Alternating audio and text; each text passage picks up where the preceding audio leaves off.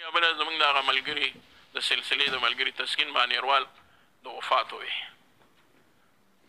نو هغه شاعر او یو کال نیم مخکې راته ښکاري داسې به و دا کچه جومات دلته راغلو بیعت یې وکړو بیا یو ځل به راتلو به کم به راتلو بیمار و خو ډېر ناشنا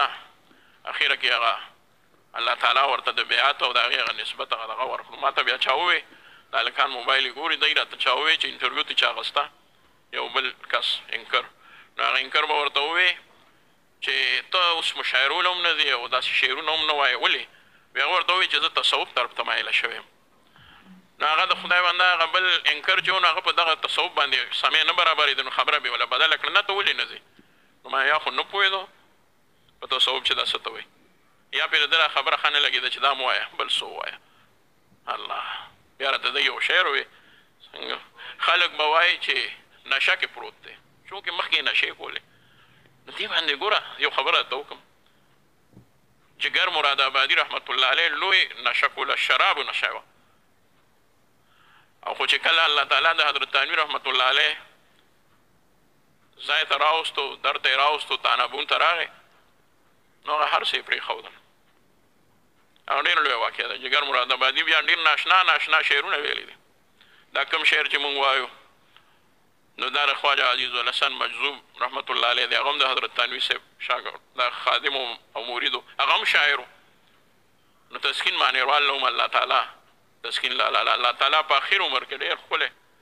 د دغې مناسبت او نسبت دی الله تعالی د هغه هلته په کار راولي نو وی به خلک خو وایي خلک به وایي په نشه کې پروت دی خبر به نه وي چې مراقبه کې پروت دی الله دې وبخي الله دې وبخي شکر دی الحمدلله زه هم لاړم جنازه مې وله خپله وکړه او زه نه ګورم مړي هغه ته مې وکتل مې واقعي چې دلته راغی او هغه مصره یې وکړه هغه ټپه مصره بیا شاعرانو کې مشهوره شوه چېرته زما بیان اورېدلی یو شاعر راته ووایي وی ښه دا یې ویلو ما یا وی مبارکي راکوي علمه مبارکي راکوي علمه د تهمتونو سره یار قبوله کړم الله چې د چا اخري انجام ښه کوي نور هم هغه ډېر ښه سړی و ډېر ښه انسان و ډېر ښه خاندان سره تعلق و خو بیا دا په اخر عمر کې یا دغه نسبت یا د سلسلې سره دا محبت بیا ما ته وایي څه اشعار به جوړم غالبا دغه به یې جوړ کړو خو بیا ملاقات داسې ازادو نه شو وی ویلي و چې زه به یو شپې له راځم چېرته نو محبت لوی شی دی محبت انسان د کوم ځای نه کوم ځای ته ورسوي کوم ځای نه کوم ځای ته ورسوي یا دې نورو شاعرانو ته خدای ته وګورئ د سړي زامن شي دا څه کوئ څه نه کوئ په ګډو وډو سر یې پښتو مو شرموله بعضې شاعرانو پښتو شرموله دغه څومره ښایسته اشعار ویلي دي تسکین مانیروال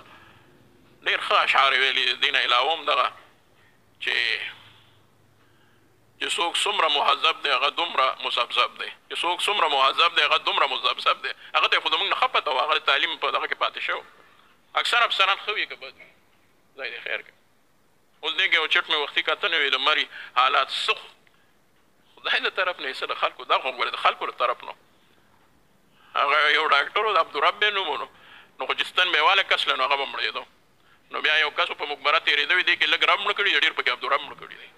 نو دا په مرګ کې چې کوم دي نو دا خو ګورې دی پخپله څه کړي دی هوټل یې بند کړه هوټل یې ورته بند کړه دا وکړه هغه وکړه هغه خو غریبانان تللي اوس دا مه وایئ چې یاره هغوی څه تلل بس تللي وو خو نور خلک هم نه منې کېږي که موږ دا ووایو چې مه ځئ خو به هر حال لکه چې څه کېږي دې ملک نو ښه نه کېږي ملک چې څه کېږي نو هغه ښه نه کېږي نو سم شئ نو وی چې څوک څومره مهذب دی هغه دومره مذبذب دی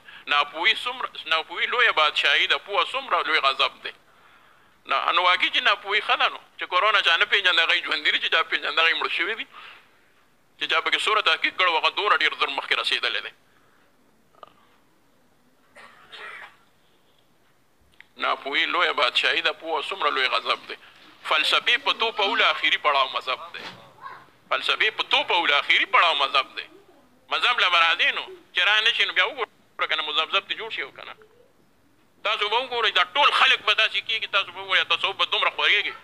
چې تاسو ته به څوک داسې میلاو نه شي چې هغه بغیر تصوفه پاتې شوی بغیر بیعته پاتې شوی دا خو حضرت مفتي صاحب رحمت الله علیه د روبای به فرمایل وایي چې دا څوک وایي چې بیعت سره پیران مریدان سره خلک لیوني کېږي هغوی به فرمایل دې سره خو ناروغه رغېږي دې سره خو لیوني رغېږي زه درته دې مجلس کې ښیم د شپې مجلس کې په خپله به باسي ما ته به یې پته نه هغه به درته وایي زما مخکې ژوند څنګه اوس څنګه یم زه څنګه وم څنګه شوم الحمدلله